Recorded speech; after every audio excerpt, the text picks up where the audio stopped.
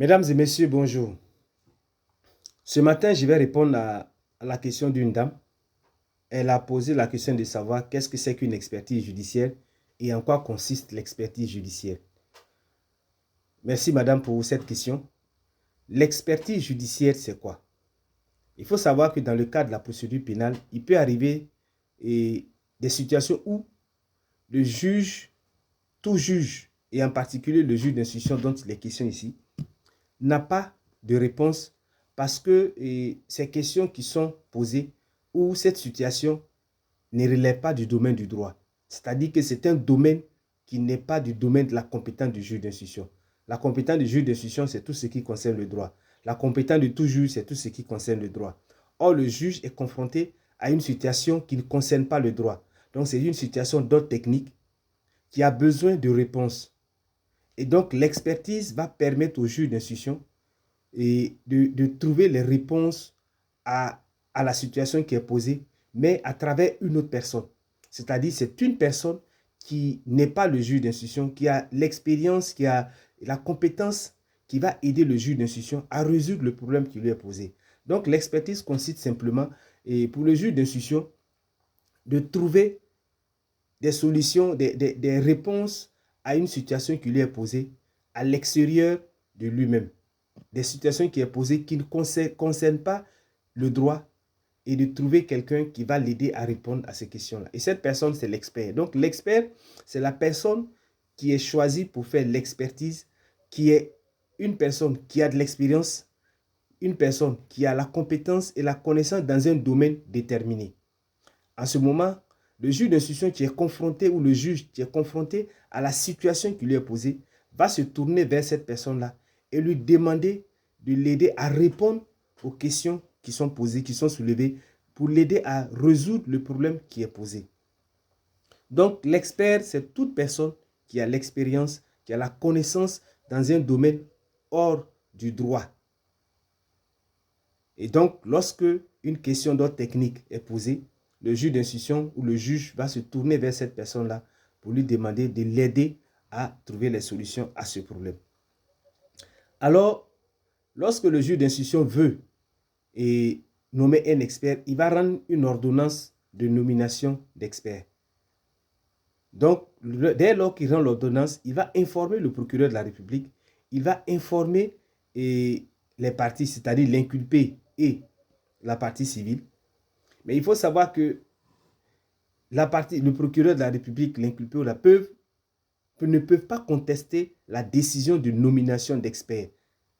Il ne peut pas contester cette décision-là. L'ordonnance de nomination d'experts ne peut pas être contestée. Seulement que ces parties peuvent faire des remarques sur le choix de l'expert, sur la mission de l'expert, mais ils ne peuvent pas contester la décision de nomination d'experts. Parce que si le juge estime qu'il est nécessaire de nommer un expert pour les besoins de l'enquête, alors il va nommer l'expert. Donc, il faut savoir que l'expertise, l'ordonnance ne peut pas être refusée, ne peut pas être contestée, mais on peut faire, le procureur, les parties peuvent faire des remarques sur le choix de l'expert, sur la mission de l'expert.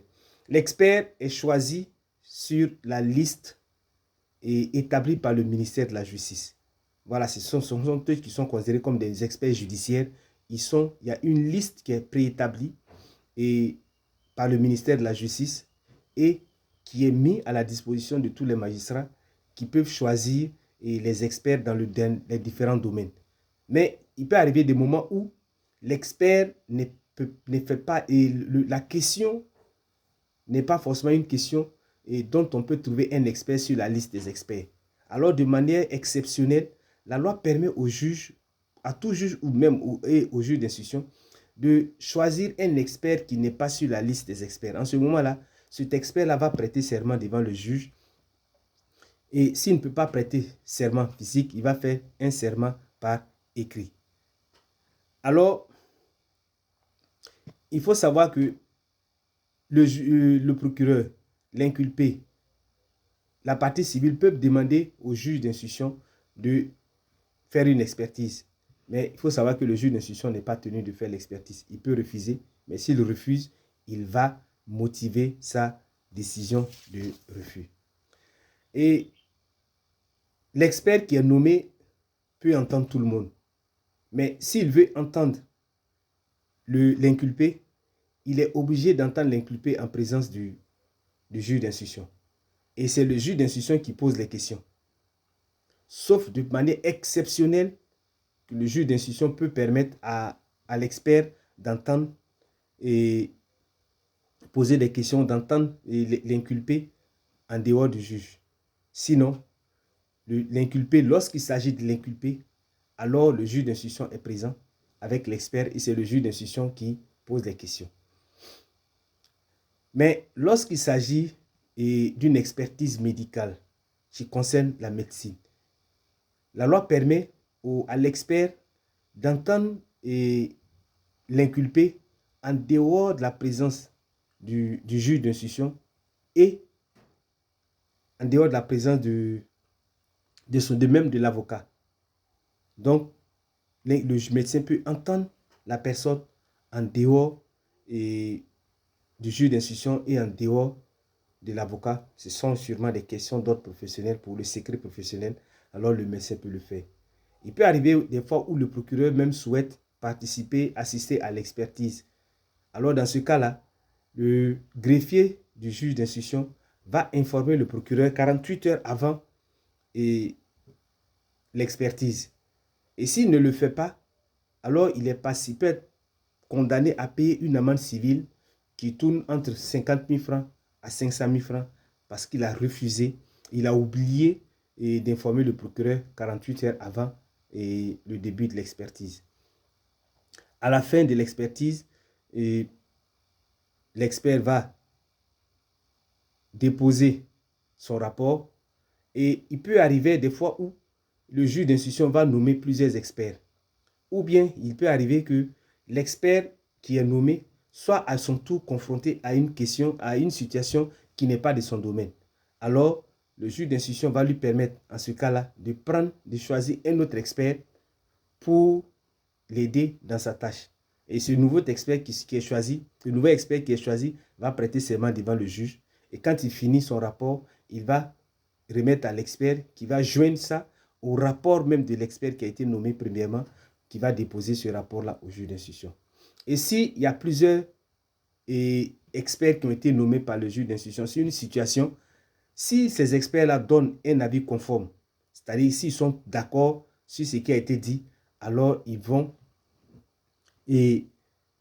faire un rapport commun. Et s'ils ne sont pas d'accord pour ce qui a été dit, alors chacun va faire son rapport et ils vont déposer ce rapport-là au juge d'instruction. Alors, si le rapport est déposé, le juge d'instruction va informer 3 jours avant que le rapport ne soit divulgué, va informer les parties que le rapport a été déposé et que ces parties-là doivent venir pour qu'on puisse ouvrir le rapport et puis dire ce qu'il y a dans le rapport. Alors, si ces personnes-là, c'est-à-dire que la partie civile et procureur de la République et l'inculpé sont informés avec leurs avocats, ils viendront le jour indiqué pour la lecture du rapport. Et ils peuvent à leur tour demander un complément d'expertise s'ils estiment que l'expertise n'est pas complète, ou bien demander une contre-expertise s'ils estiment qu'il y a des choses qui ne sont pas vraies dans ce qui a été dit. Dans ce cas, le juge d'instruction peut refuser ou accepter soit le complément d'expertise ou la contre-expertise. Et si le juge d'instruction refuse le complément d'expertise ou la contre-expertise, alors il doit donner les raisons de son refus afin que les personnes puissent savoir pourquoi ça a été refusé. Mais il faut savoir que dans tout ce qui est dit, le juge d'instruction n'est pas lié à l'avis de l'expert. C'est-à-dire que l'expert peut avoir fini, mais le juge d'instruction peut dire autre chose qui n'est pas forcément l'avis de l'expert. Merci de m'avoir écouté. Pour vraiment mieux comprendre l'expertise, nous avons les documents qui sont mis à votre disposition et vous pouvez vous en procurer. C'est au 07 79 68 20 63 ou WhatsApp 01 71 53 22 45. Merci de m'avoir écouté. Merci pour votre attention. Que Dieu vous bénisse.